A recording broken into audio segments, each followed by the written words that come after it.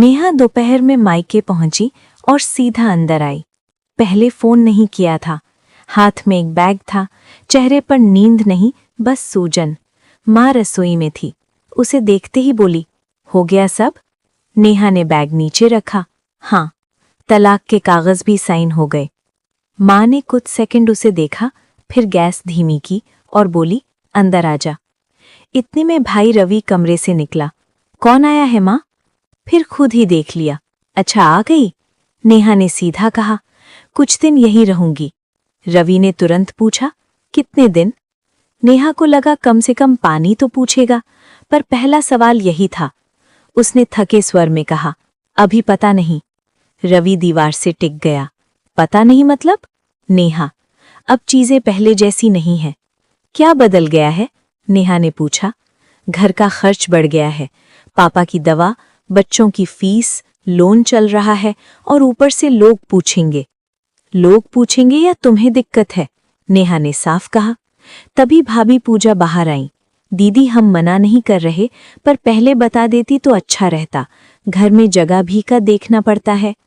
नेहा ने घर में नजर घुमाई। उसका पुराना कमरा बंद था। मेरा कमरा? रवि ने सीधा कहा, वो अब मेरा ऑफिस है। तुम्हारा सामान शादी में ही चला गया था। तो मैं कहाँ रहूं? छोटा कमरा खाली है, स्टोर हटा देंगे, पूजा बोली। नेहा ने कुछ नहीं कहा, बैग उठाया और खुद ही स्टोर का दरवाजा खोला। अंदर पुरानी कुर्सी, डिब्बे और धूल जमी थी। उसने खुद सामान साइड किया, किसी ने मदद नहीं की। शाम को खाना लगा, चारों बैठे, बात घूम फिर कर वहीं आ गई। रवि ने थाली रखते हुए कहा, नेहा मैं घुमा फिरा कर बात नहीं करता, प्लान क्या है? अभी तो यहाँ रहना है। कब तक? जब तक नौकरी नहीं मिल जाती। रवि ने भवें चढ़ाई। मतलब महीनों? पूजा ने जोड़ा, दीदी बुरा मत मानना, पर तलाक के बाद लड़की ज्यादा दिन मायके में रहे तो बातें होती हैं, हमारी भी बेटियां हैं। नेहा ने ऊंची आवाज में कहा, जब मेरी शादी टूटी तब किसी ने ये नहीं सोचा कि मेरी भी जिंदगी है। रवि ने थाली सरकाई। गुस्सा हम पर मत निकालो, फैसला तुमने लिया है।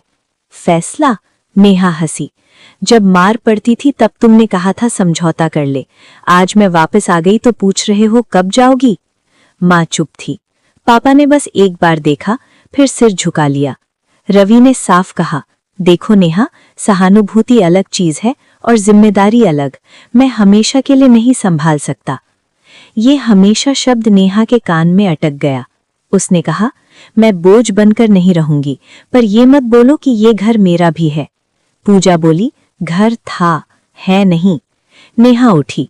ठीक है, मैं जल्दी से जल्दी नौकरी ढूंढ लूंगी, फिर तुम्हें तारीख भी बता दूंगी कब जा रही हूं। उस रात स्टोर वाले कमरे में लेटकर उसने छत देखी। ससुराल में उसे निकाला गया था, मायके में उसे गिना जा रहा था, और उसे पहली बार समझ आया, तलाक में सिर्फ जिंदगी बर्बाद होती है। सुबह नेहा सबसे पहले उठी। किसी ने कहा नहीं था, पर उसे समझ आ गया था कि यहाँ अब रहने का मतलब है सबका सेवा करना। उसने झाड़ू उठाई, आंगन साफ किया, रसोई में चाय चढ़ाई। पूजा बाहर आई तो बोली, अरे रहने देती, मेहमान थोड़ी हो। नेहा ने सीधा जवाब दिया, मेहमान होती तो अच्छा रहता। पूजा ने बात बदली, देखो दीदी, हम लोग तुम्हारे खिलाफ नहीं है, बस माहौल समझो। माहौल या हिसाब? नेहा ने बिना देखे कहा। नाश्ते पर रवि बैठा तो बोला, आज कहीं बात की नौकरी के लिए? आज ही आई हूं, सांस तो लेने दो। क्या? टाइम वेस्ट मत करो, जितनी जल्दी सेट हो जाओ उतना अच्छा है। यहाँ बैठे रहने से कुछ नहीं होगा। नेहा ने उसे देखा, बैठी नहीं हूं।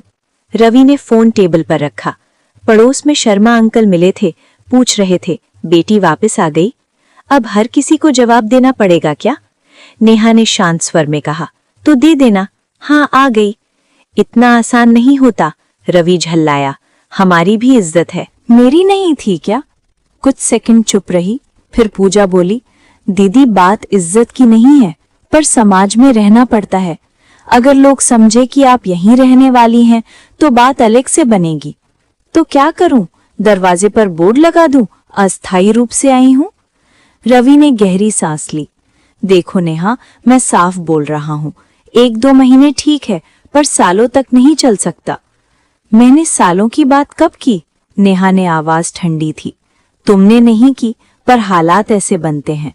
तलाक के बाद लड़की को खड़ा होने में टाइम लगता है। मैं पहले से साफ कर रहा हूँ। नेहा ने थाली हटाई। मतलब टाइम लिमिट है?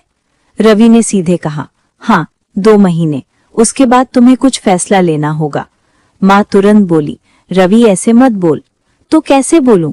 रवि ने माँ को भी रोक दिया।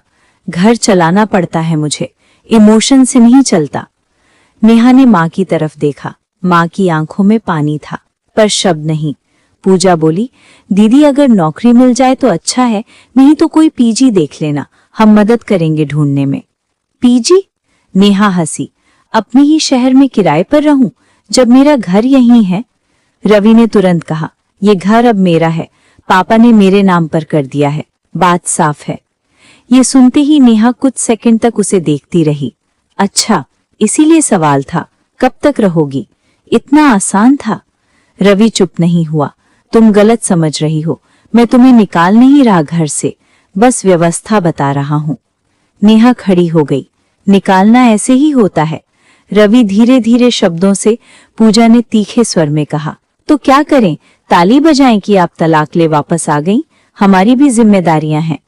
नेहा ने सीधा जवाब दिया, मैं तुमसे सहानुभूति नहीं मांग रही, बस जगह मांगी थी।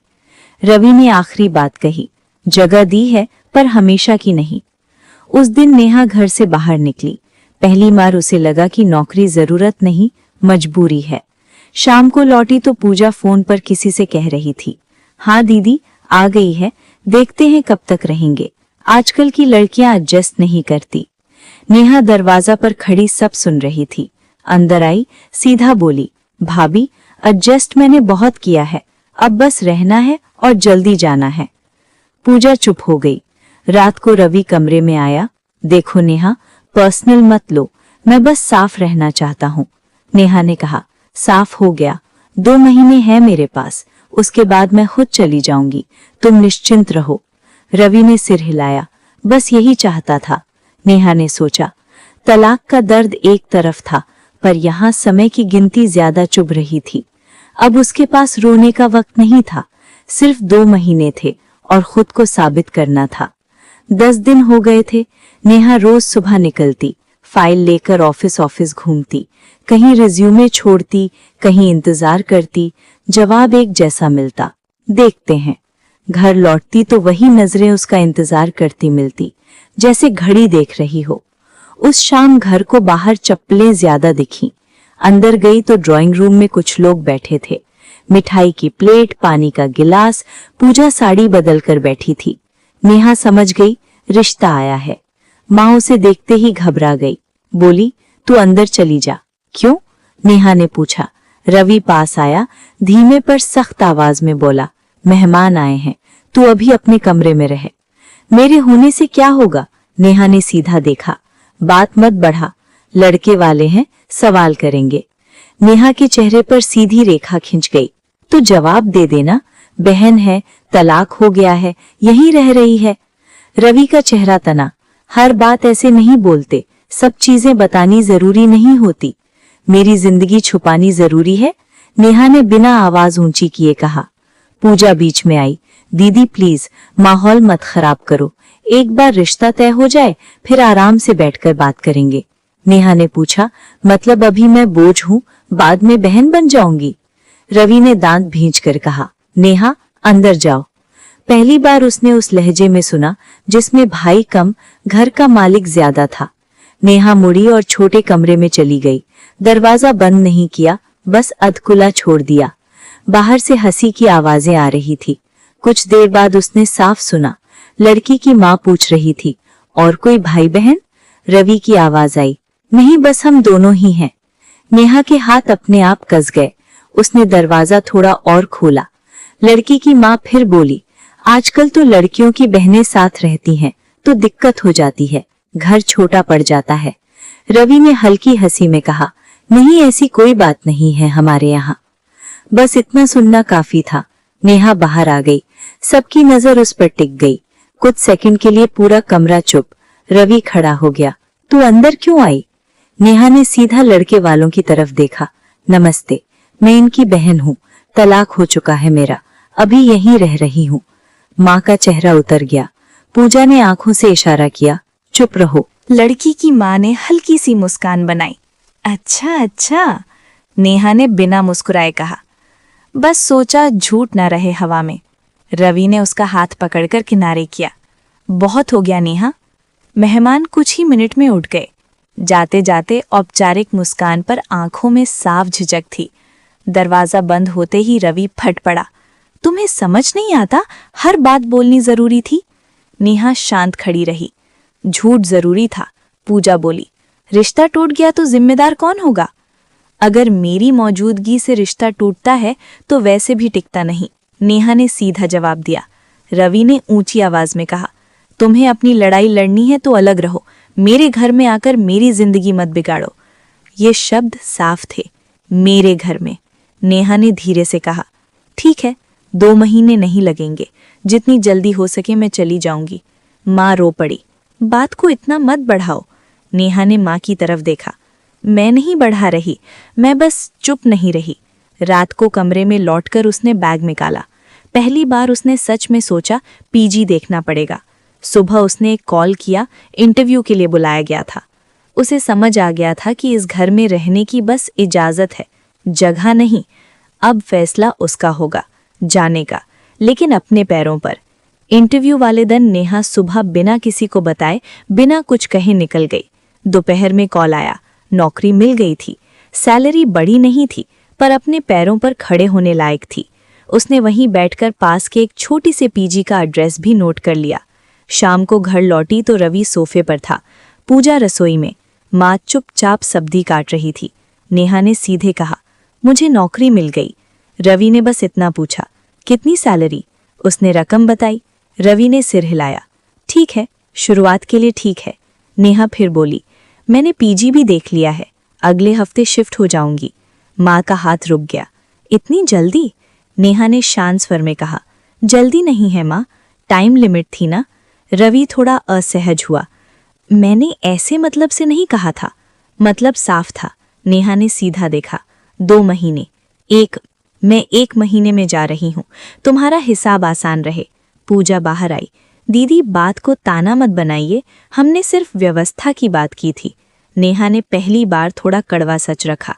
व्यवस्था में मैं फिट नहीं हो रही थी, बस इतना ही है।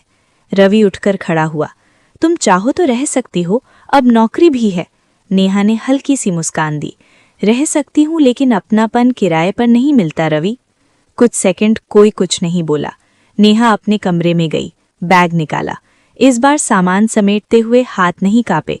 अलमारी में रखने को था ही क्या, कुछ कपड़े, कुछ फाइलें और थोड़ी सी चुप्पी। शिफ्ट होने के वाले दिन सुबह उसने खुद ऑटो बुलाया, बैग बाहर रखा। माँ दरवाजे पर थी, आंखें लाल। माँ ने धीमे से पूछा, बुरा मान गई क्या? नेहा ने सिर हिलाया।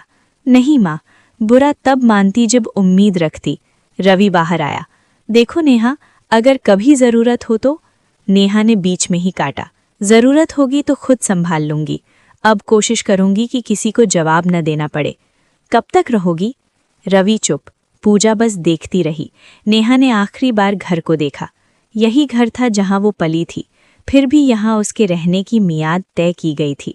ऑटो में बैठते हुए उसने साफ कहा, मैं जा रही हूँ, भागकर नहीं, अपने दम पर। ऑटो चल पड़ा। पीछे घर छोटा होता गया। उसने फ़ोन निकाला। नई नौकरी वाले ऑफिस का मैसेज फिर से पढ़ा। इस बार आंखों में पानी नहीं था, बस एक सीधा था, सच था। जगह मांगने से नहीं मिलती, बनानी पड़ती है। और इस बार उसने तय किया कि अगली बार किसी घर में जाएगी तो अपने शर्तों पर। दोस्तों, अगर आपको ये कहानी अच्छी लगी हो तो इसे लाइक करें। साथ ही ये भी बताएं कि आप कौन से शहर से हमारी कहानी को देख रहे हैं, और हमारे चैनल पूजा वार्ष्णेय पारिवारिक कहानियाँ को सब्सक्राइब ज़रूर करें, ताकि ऐसी ही सच्ची और प्रेरणादायक कहानियाँ आप तक पहुँचती रहें। कल फिर मिलते हैं किसी एक और नई कहानी में। तब तक के लिए जय श्री राधे।